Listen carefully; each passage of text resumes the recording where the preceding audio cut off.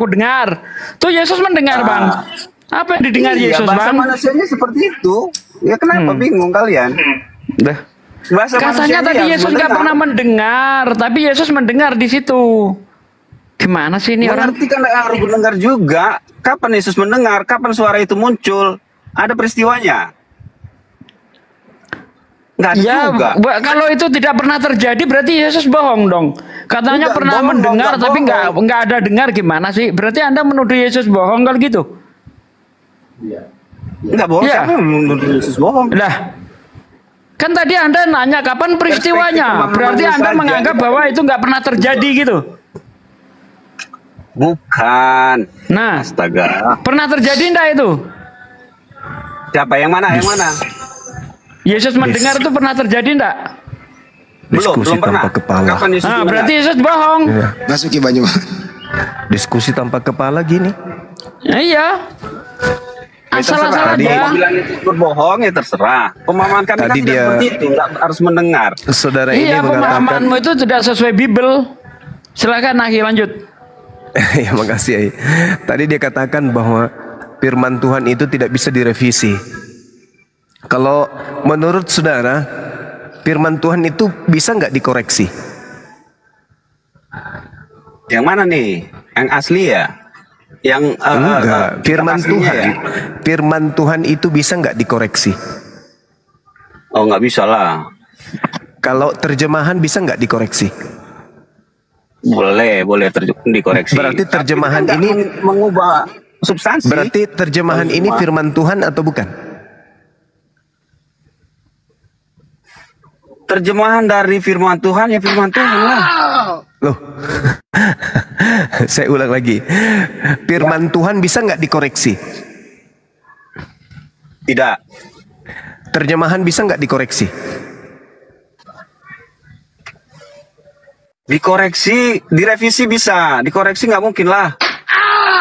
Revisi dengan koreksi beda. Beda substansi dia. Secara kalau koreksi bisa mengubah substansi ya. Kalau revisi itu kalau dikoreksi, misalnya menyempurnakan. Itu misalnya tujuannya menyempurnakan terjemahan itu supaya memang maknanya pas dengan makna aslinya seperti itu loh. Oke, berarti firman Tuhan bisa diperbarui, bisa diperbaiki supaya sesuai dengan apa yang diinginkan oleh manusia gitu. Tidak seperti itu, jangan framing lagi Bang Cuma. Sebenarnya Bang Cuma ini pintar tapi kok menggiring sih. Oke. Anda tadi mengatakan bahwa firman Tuhan itu tidak. Bang Cuma ya? Bukan. Siapa yang ngomong tadi? Anda tadi mengatakan bahwa terjemahan itu adalah firman Tuhan. Firman Tuhan bisa dikoreksi, firman Tuhan bisa direvisi. Apa seperti secara itu? Bahasa, secara tata kalimat, secara bahasa itu bisa dengan kalimat yang disebut terjemahan itu, yang disebut terjemahan itu diterusin dong. Ini kalau tidak ada otak begini diskusinya. Secara keseluruhan. Firman Tuhan itu yang diterima oleh Nabi, yang diterjemahkan dan hak dari terjemahan itu bukan lagi yang diterima oleh Nabi. Setuju enggak? Setuju. Nah, yang diterima oleh Nabi Musa bahasa Ibrani atau bahasa Septuaginta? Ibrani ya, Ibrani.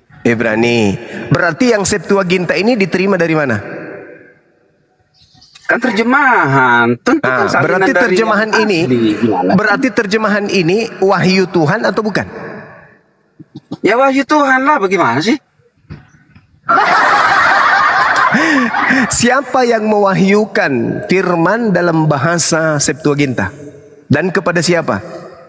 Tuh kan, sudah dibilang tadi terjemahannya. Gini, enggak ini Anda mengatakan bahwa Anda mengatakan bahwa Septuaginta itu adalah firman Tuhan. Pertanyaan saya, kalau Septuaginta firman Tuhan, Tuhan pernah berfirman kepada Nabi siapa bahasa Septuaginta? Terjemahkan lagi aja ke bahasa Inggris, ke bahasa Ibrani. Ya seperti itulah. Yang dikatakan firman Tuhan itu adalah Tuhannya yang berfirman kepada yang menerima. Ada di situ. ada Tuhan di sana. Tuhan memberikan perkataannya kepada nabinya. Sekarang nabi mana yang menerima firman? Nggak mutu polemiknya, nggak mutu. Nabi mana yang menerima firman dalam bahasa Septuaginta? Penting ya. Ya dong, supaya kita tahu bahwa kalau terjemahan berarti bukan firman Tuhan. Terjemahan dari firman Tuhan gimana sih?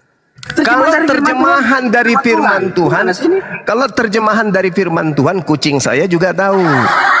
Yang jadi permasalahan di sini, Anda mengatakan terjemahan itu adalah firman Tuhan, itu loh. Ya bedanya di mana? Saya memahami firman Tuhan dengan bahasa saya. Jadi saya mengerti Tuhan. Tuhan berfirman kepada Nabi Musa dalam bahasa Ibrani. Itu firman Tuhannya. Harus diterjemahkan oleh bahasa sendiri, Bang Juma. Maka terjemahan ini bukan firman Tuhan. Siapa yang pernah menerima? Bukan lagi firman Tuhan. Bukan firman Tuhan. Terjemahan itu firman Tuhan. Terjemahan itu upaya manusia untuk mengetahui isi dari firman Tuhan. Masalahnya apa? Masalahnya terjemahan itu bukan firman Tuhan. Ya terserah lah ya. Terserah. Akui dulu bahwa terjemahan itu bukan firman Tuhan.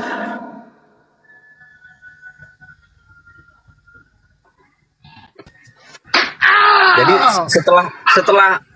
setelah otak menerjemahkan isi Quran, otaknya siapa? Otakmu atau otaknya Tuhan?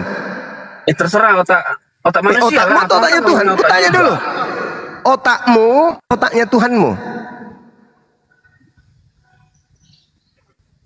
Kenapa ke situ larinya? Lah kan ini firman Tuhan, bukan perkataan manusia. Kalau perkataan manusia adalah kata yang diproduksi dari otaknya manusia. Kalau perkataan Tuhan itu adalah ilham wahyu dari firman yang berasal dari Tuhan. Emang situ Tuhan? Emang penerjemah kitabmu itu Tuhan?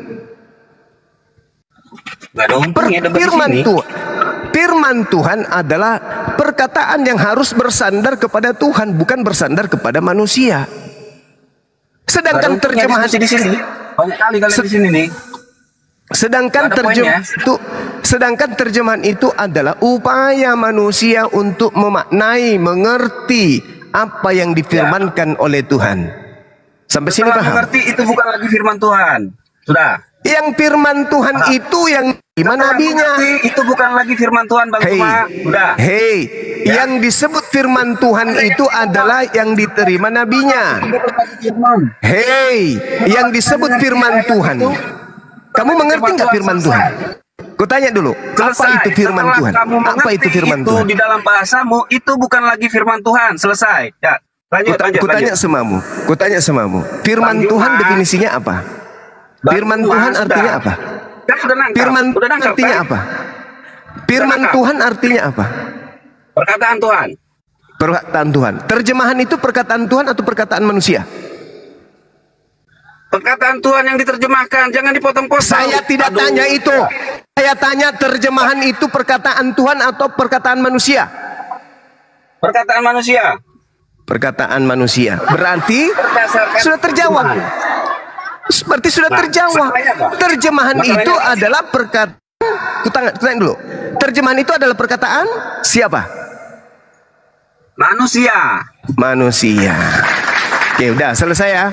Selesai teman-teman. Berarti kitabnya orang Kristen yang ada di Indonesia ini firman Tuhan, perkataan manusia.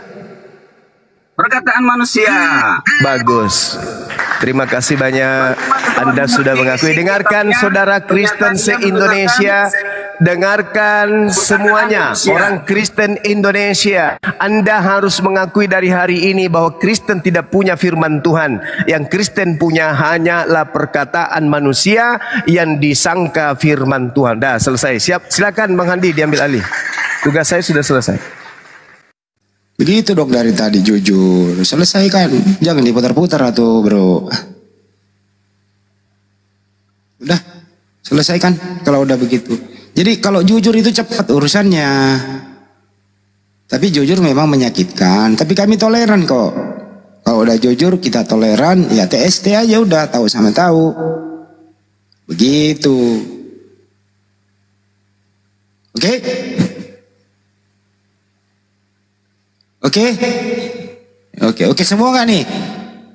Teman-teman yang monitor di sini nih, di YouTube maupun di sini. Oke semua, tulis dong. Oke.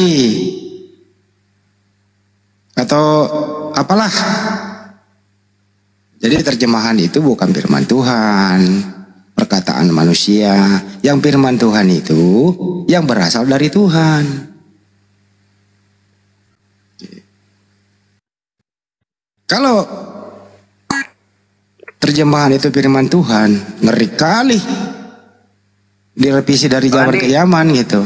Gimana bro? Arab kitab bahasa Arab Bang Andi itu diterjemahkan nggak? Diterjemahkan bang. Waduh, jadi perkataan manusia lagi berarti kita. Ya memang ya, terjemahan itu perkataan manusia bang. Wow, sama lah berarti. Hah? Sama aja ya, remis dong. Kok remis? Lu bilang tadi perkataan manusia firman Tuhan.